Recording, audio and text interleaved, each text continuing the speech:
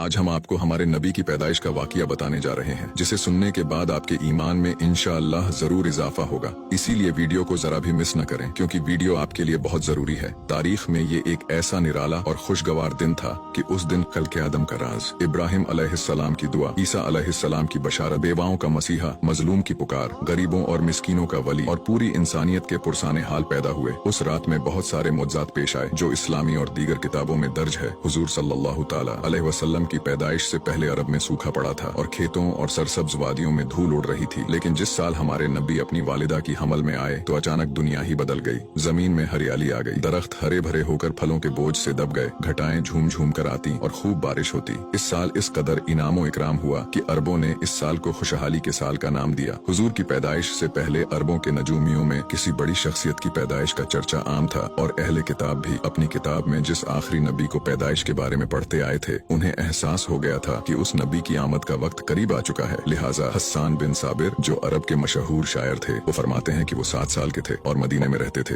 एक दिन अचानक उन्होंने एक यहूदी को एक बुलंद मुकाम पर चीखते हुए सुना। वो कह रहा था कि ए यहूदियों, आज रात अहमद का सितारा चमक उठा है जिसमें वो पैदा होगा। इस तरह के कई सारे वाकयात अरबों की किताबों में मिलते हैं, जिससे पता चलता है कि हुजूर की पैदाइश के साल ही लोगों को ये इल्म हो गया था कि उस अजीम हस्ती की आमद बहुत करीब है जो दुनिया की तारीख को बदल कर रख देंगे। नबी सल्लल्लाहु अलैहि वसल्लम की वालिदा ने आपकी पैदाइश के वक्त एक ख्वाब देखा कि उनमें से एक नूर निकला जिससे मुल्क शाम के मोहल्लात रोशन हो गए। लिहाजा जब हुजूर सल्लल्लाहु ताला अलैहि वसल्लम पैदा हुए तो उनकी वालिदा से ऐसा नूर जाहिर हुआ जिससे चारों तरफ हर चीज रोशन हो गई। वो नूर इतना रोशन था कि बीबी आमिना ने शाम के शहर बसरा के मोहल्लात देख लिए। हजरत उस्मान इब्ने अबी आस रजी अल्लाह ताला अन्हु से रिवायत है कि मेरी वालिदा ने बताया कि मैं उस रात हजरत आमिना के पास थी जिस रात नबी की पैदाइश हुई। मैं घर में हर तरफ रोशनी और नूर देखती और महसूस करती थी जैसे कि सितारे करीब चमक रहे हैं, यहाँ तक कि मुझे लगा कि ये मेरे ऊपर गिर पड़ेंगे। जब आपकी विलादत हुई तो खाना काबा नूर से चमक उठा और सितारे जमीन के करीब हो गए। फरिश्तों ने आहिस्ता और ऊंची आवाज से ऐलान किया, जिब्राइल अलैहिस्सलाम बशारत लाए और अर्श खुशी से झूम उठा। बीबी आमिना के घर में परिंदे भेज दिए गए जो अपनी चोंच के जरिए मोती बिखेर रहे थे। बीबी आमिना के इर्द गिर्द फरिश्ते खड़े हो गए और उन्होंने अपने परों को फैला दिया। दुनिया की हर मखलूक तस्बीह करने लगी और इमाम कायनात की आमद में झूम उठे।